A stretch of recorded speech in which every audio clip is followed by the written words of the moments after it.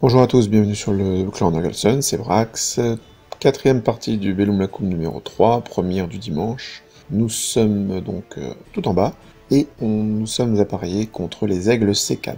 Alors, moi je suis contre Velux, qui va jouer Undying Dynasties. Donc les Undying Dynasties sont un petit peu on fire en ce moment.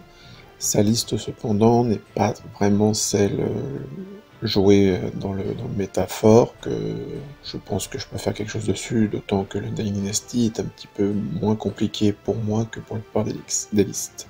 Il joue un Nomarque général qui a la Crown of the Pharaoh, donc ça lui permet de donner coup fat et plus 2 en CC off à 12 pouces, je crois, ou à 6 pouces, je sais plus. Donc sur un pack qui n'est pas des statues, hein, qui n'est pas peut pas être par exemple les Shapti.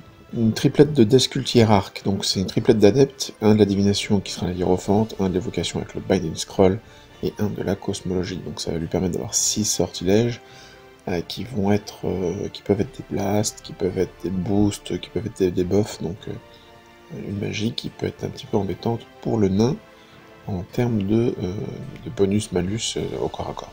Et un Tomb Architect avec le Scroll of Desiccation, donc ça lui permet de prendre un décor il détruit un décor qui devient un terrain dangereux pour l'ennemi, qui devient un terrain normal pour lui. Il joue ensuite 45 skeletons, état-major complet Legend Standard, 30 skeletons archers avec le musicien, 20 skeletons archers musiciens, donc un bon volume de tir. On rappelle que les Undying Dynasty tirent sans le moindre malus, donc toujours à 5+. Ensuite, il a 3 tombes cataphractes, donc ce sont les chevaucheurs de serpents. Juste le standard et l'underground ambush. Donc l'underground ambush, en gros, ça fonctionne comme l'ambush normal, sauf qu'il arrive où il veut. Et sur un 2, 3, 4, il dévie. Sinon, il arrive là où il est normal. Pas de musicien, donc bon, ça, et puis ils sont que 3, donc ça peut tuer Landville, quoi, mais après, ça me fait pas trop peur, quoi. C'est pas les packs de 6 ou de 5, avec le champion, le musicien, qui vont être boostés par des sorts, etc. 3 Great Vulture x2, donc ce sont des radiacteurs volants. Shapti Archer x8, musicien standard, Rending Banner, donc ça, je sais que ça peut faire des gros trous. Faut pas oublier que ça fonctionne comme une hallebarde au corps à corps, l'arc des Shapti Archers. Et contre les gardiens, j'ai déjà fait le test. En fait, ça dépend de la phase de magie. S'il a la magie, moi pas, je me fais en balle. Si j'en ai qu'il en a pas, il se fait en balle. Si on en a tous les deux ou qu'on en a pas tous les deux, bah, ça va être un jet de dés. Sachant qu'avec la Rending Banner, il peut quand même me faire bien mal. Un Battle Sphinx et un Colossus avec un Giant Aspen Bow qui va jouer contre comme une baliste. Le Colossus au corps à corps, ça balance pas mal d'attaques, ça piétine, ça grind, enfin voilà, c'est une figurine que j'ai jamais affrontée, donc à voir. Nous sommes sur Spoil of War, et nous sommes sur la map numéro 4, donc Counter Trust pour le déploiement. Donc, Counter Trust, on peut pas tout poser tout de suite, et puis on a juste 16 pouces entre nos deux zones de déploiement, et par contre entre nos figurines, il faut au minimum 20 pouces. Au niveau des grudges, les Shapti évidemment, les tombes cataphractes parce que, même comme je l'ai dit, hein, ils sont que 3, ils vont m'arriver dans le dos, donc ils seront pas forcément à portée de boost, mais ça reste quand même 3 figurines qui vont vite, qui ont du go-fat, de l'empoisonner, enfin bon, ça peut faire chier, donc si je leur tombe dessus, je veux les dégager assez rapidement. Et le Sphinx, parce que le Sphinx n'a pas spécialement de puissance intrinsèque, si ce n'est son enduit 8, sa résilience 8, ce qui fait que mon roi en charge le blesse à 5, et sinon c'est du 6, quoi qu'il arrive, même les gardiens avec la force de 6 à P3, c'est un peu compliqué, donc il faut maximiser le nombre de touches pour maximiser le nombre de blessures et le nombre potentiel de 6. En termes de magie, Gleaming est off, et la révocation. Donc révocation, je rappelle, ça supprime tous les sorts qui sont en jeu sur une unité amie ou ennemie. De plus, le prochain sort ennemi qui est casté dessus, même si c'est un attribut, sera automatiquement dissipé. Donc contre un Undying Dynasty, déjà révocation c'est très bien, parce que ça permet de virer tous les boosts des corps à corps qu'il peut avoir, mais là encore plus quoi, je vais avoir 6 sorts face à moi, et je pense pas qu'il va prendre de blast. Il va surtout prendre du buff des buffs, et donc il faut vraiment que je puisse m'en débarrasser. Et une résolve sur la petite unité de Longbarm, question de jouer le Spoil of War avec plus d'efficacité. De son côté, mon adversaire, donc son Hierophant avec la divination, joue le Scrying as Stars Align, leur target distracting et la relance pour toucher avec les attaques divines. Son adepte de l'évocation, Spectral Blade et Whisper of the Veil, donc un boost et un debuff, la cosmologie Altered Sight et Perception of Strain, donc du boost et du debuff selon ce qu'il fait en termes d'ordre et de chaos. Voilà, comme je le disais, c'est du lourd en termes de bonus-malus. Et quand on sait que nos deux armées sont pas du style trop à bouger en termes de... Bah, lui il peut pas fuir, puis moi j'ai une très bonne discipline, et ben c'est là où la magie va faire son effet, c'est-à-dire que Aki va avoir le plus de boost et de debuff, sachant que moi je peux pas le debuff, donc je peux que me booster moi. Donc il est un petit peu en supériorité magique, et son Binding Scroll peut lui permettre sur le tour décisif en termes de corps à corps de me supprimer un sort, donc risque de prendre l'avantage là-dessus. On est donc sur la table numéro 4. Il utilise la Desiccation sur le lac, et le décor spécial c'est la colline, donc c'est The Will of the Ancient, c'est donc toute unité, enfin une unité qui est dessus rapporte un vel supplémentaire, et les unités qui sont sur cette colline subissent les Hex, donc les malédictions, avec un +1, on a un +1 pour les lancer. Moi j'ai pas de malédiction, donc ça me servira à rien, lui par contre il va pouvoir se poser dessus pour gagner du channel, sachant qu'il en a déjà pas mal, et que... Alors, comme je l'ai dit, la magie d'Undying Dynasty est extrêmement importante, et si jamais je me pose sur cette colline, il aura des bonus pour me balancer ses debuffs. Donc lui, la colline, c'est que du bonus, moi c'est presque que du malus, donc je vais essayer de l'esquiver, évidemment. Le déploiement. Petite photo floue pour changer. Alors, de gauche à droite, nous avons le Colossus, les Shapti, les 30 et 20 Skeleton Archer, avec tous les personnages dans le petit pack de 20 qui est derrière. Défendant le muret et de l'unité de Skeleton, le Sphinx à droite, devant nous avons des Crétultures, et la deuxième unité est tout à droite devant le champ, et face à mon armée qui est disposée ainsi. Donc vous voyez, j'ai fait encore très simple, hein, la déesse légèrement oblique pour regarder l'armée adverse, les deux unités de gardiens qui l'encadrent, la petite unité de Longbarm qui est tout à droite et qui va pouvoir aller chercher son spoil tranquillement, et Landeville qui est centrale. Il a donc un +2 pour commencer, puisqu'il avait tout posé pour essayer de commencer, et en fait on lance les dés, on fait 2 fois de suite le même score, lui avec son +2. Alors je sais plus si moi en faisant un score natif, en faisant égalité, si c'est moi qui commençais, ou si c'est qu'avec le 6, ou si ça n'existe plus, j'ai pas eu le temps de regarder, bon bref. On lance une troisième fois, il le gagne de loin, donc c'est lui qui va commencer. Bon, évidemment, il va pas faire beaucoup de mouvements, hein. Lui, c'est une armée de tir et de magie, c'est une armée qui est full cac, il va pas non plus prendre trop de risques. Donc, il remet bien sa ligne de bataille pour bien me faire face, et il rabat les Voltours de droite derrière le champ. Inutile de perdre du chaff au début avec une charge, et puis surtout de me permettre une charge lointaine. En termes de magie, je dissipe le +1 pour toucher sur les Shapti, je dissipe la Stars Align également sur les Shapti, il passe un sort de l'évocation, question de gagner son token. Tir, il me fait 3 blessures dans les gardiens de gauche, et il me fera un seul PV. Donc bon, jusque là, ça va. Les squelettes sont soit trop loin, soit... bon, en tout cas, j'ai rien noté, donc il ne peut pas y avoir grand chose. À mon tour 1, par contre, moi j'avance. Alors, j'avance, mais j'avance pas n'importe comment, je vais pas me prendre des charges combinées du style tous les squelettes avec tout leur rang, plus le Sphinx, plus les Shapti, enfin bon, faut éviter de faire ce genre de conneries, donc j'avance quand même pas mal, je pousse. J'envoie des gardiens à droite, vous voyez, qui sont sur le spoil, je sais pas encore si je les prends avec, ou si je les laisse pour les Longbarm, mais toujours est-il que je vais faire le tour de ce bâtiment, essayer de rabattre sur le flanc et de le forcer à faire des choix en termes d'adversaire.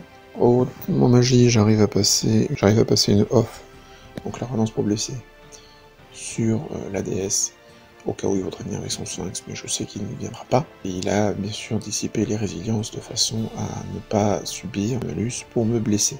Vous avez vu dans mon choix de sort, je n'ai pas pris la Gleaming, il faut bien comprendre que la Gleaming ne fonctionne pas au tir à l'Undying Dynasty, puisque comme je disais, ces tirs ne subissent aucun malus.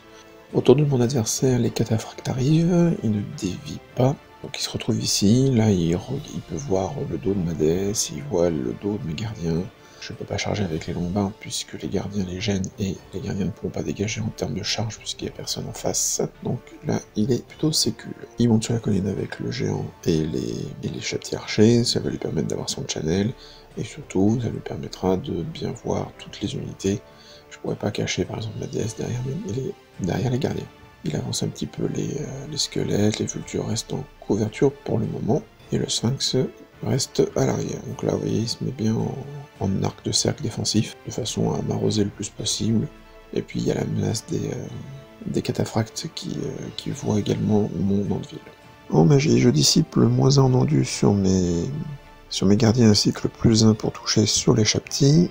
Par contre, il arrive à passer les Stars Align sur les chaptis et le sort de l'évocation habituel pour gagner un token. Au tir, il me fait 0 blessure dans l'Andeville. Il tire sur l'Andeville, mais il n'y arrive pas. Et après, par contre, les chaptis me font 3 PV dans les Hall Guardian. Je perds un Hall Guardian. À mon tour 2, j'avance avec la déesse, je vais essayer de mettre, vous voyez, hors de portée de charge des squelettes. C'est pas que je crains le corps à corps, hein. C'est juste que s'il me bloque avec ces squelettes, je vais rester là pendant 1000 ans. Donc ça va être compliqué, j'essaye de me mettre hors de portée, soit de charge, soit d'arc. Pas vraiment très efficace, et puis mes Hall Guardians, je les avance pas trop pour éviter qu'ils se prennent le chapti, et puis peut-être une charge lointaine du sang. À droite, donc j'ai laissé le spoil et j'ai envoyé les gardiens pour qu'ils commencent à faire leur boulot d'agression sur le flanc. Les longues barbes rentrent sur l'objectif. J'ai bien vérifié que les cataphractes ne pouvaient pas faire une roue et m'impacter, donc là le bâtiment me protège en fait, ça c'est une bonne chose. Et j'ai bougé l'Andeville, ça quand il a sorti les cataphractes, il a voulu tout voir, le problème c'est qu'il a pas peut-être pris en compte que je pouvais bouger de 3 pouces avec l'Andeville, donc en fait je sors de son arc de vue, qui fait que les cataphractes ne voient que les longues barbes mais ne peuvent pas les charger à cause du bâtiment, donc ils sont out pour son tour 3. Ça c'est quand même une bonne chose. Le seul sort que j'arrive à passer est une révocation sur les Hall Guardian de gauche, ceux qui sont avancés vers le lac, dans l'idée de ne pas me prendre un -1 pour être blessé, et puis pour pouvoir dissiper ses boosts. À son tour 3, donc il remet les cataphractes en place de façon à ce que je puisse pas le charger, mais cette fois je pourrais pas m'échapper avec l'Andeville, donc j'ai gagné un tour, je suis plutôt content. Il envoie son sphinx dépasser la déesse et se placer pour essayer de choper les gardiens de flanc. Il vient me rediriger avec les vultures, et au cas où je réussirais une charge irée, il a décidé de lâcher le muret et de se mettre de face avec ses skeletons, puisque sinon il défendait le muret, mais en cas de charge irrésistible, j'étais sur son flanc, donc aucun intérêt pour lui. Voilà, le Colossus se remet bien sur la colline. Faut pas oublier que s'il charge, il aura une relance. Il a avancé les vultures pour empêcher un peu mes gardiens de faire des longues charges et de rester bien de flanc sur son sphinx, ou alors me mettre de face. Enfin, voilà. Et là, il y a un piège de niveau 0, mais c'est compliqué, quoi, parce que si je me prends les chaptis, le Colossus et le sphinx, les gardiens, je sais qu'ils font pouf, quoi. Donc je peux pas franchement m'avancer n'importe comment. Encore une vue générale, là je vous en ai pris pas mal des photos du coup de ce tour. Il passe un scrying sur les squelettes. Le sort ne sera pas actif quand je vais arriver. Si je les impacte, oui, il sera actif, mais il n'y aura pas de corps à corps de déclencher, donc pas de souci. Dissipe le sort de l'évocation et le qui lance pour avoir son token, et le +1 pour toucher sur les chaptis. En tir, il ne fait rien, mais rien, même pas un PV. Faut savoir que le Sus s'est raté toute la partie en termes de tir, sauf une fois, je crois qu'il a réussi à toucher, mais il fait As pour blesser. Donc, bon, compliqué pour ce pauvre Colossus. À mon tour 3, je charge les vultures évidemment, la photo est hyper floue, donc je ne la laisse pas trop longtemps. Je charge les vultures, elle ne charge pas avec les autres gardiens, qui vont reculer un petit peu, question que le gros chat ne me voit plus, on me voit juste de flanc. J'avance les autres gardiens en couverture, donc là j'ai 8 gardiens qui sont vraiment proches du sphinx, donc il va falloir qu'ils fassent quelque chose avec. Je ramène la Landeville. Alors en fait l'idée c'est que je peux pas m'échapper des tombes de cataphractes, donc je préfère qu'ils ne soient pas trop loin des longues barbes qui ont pris l'objectif et qui se sont retournés vers eux. Parce que 15 longues barbes qui chargent de dos, 3 cataphractes, à voir ce que ça peut donner.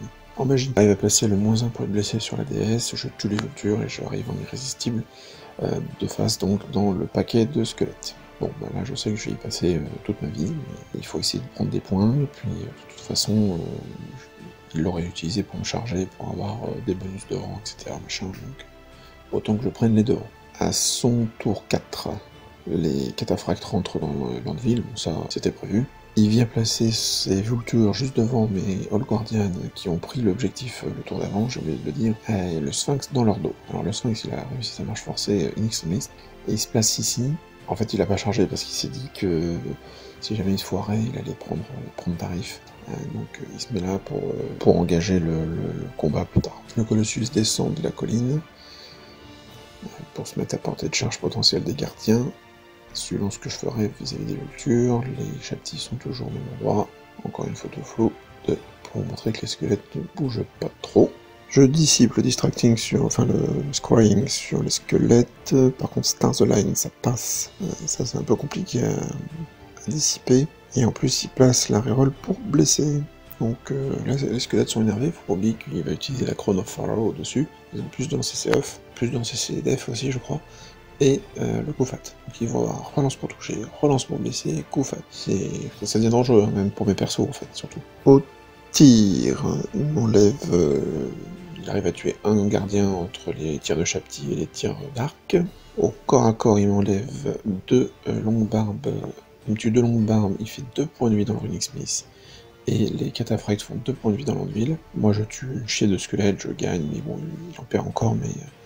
ça reste quoi. Faut oublier qu'ils ont... Là, vous les voyez avec des lances, mais ils n'ont pas de lance, hein, donc je suis contre des gens qui ont une parade, et c'est un petit peu embêtant. C'est aussi pour ça que je voulais dissiper le scrying pour éviter de toucher à 5.